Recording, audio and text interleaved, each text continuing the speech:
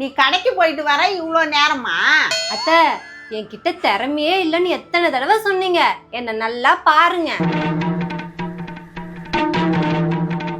கீழே பாருங்க அத்தை. இது என்ன புது செப்பல் மாதிரி இருக்கு?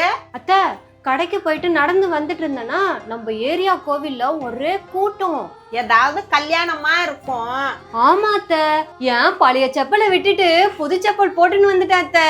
எருமை எருமை, என் குடும்ப மானத்தையே வாங்கிட்டு வந்துட்டிய.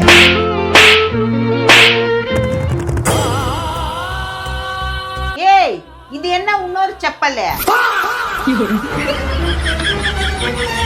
ஏன் செப்பல் சைஸ்?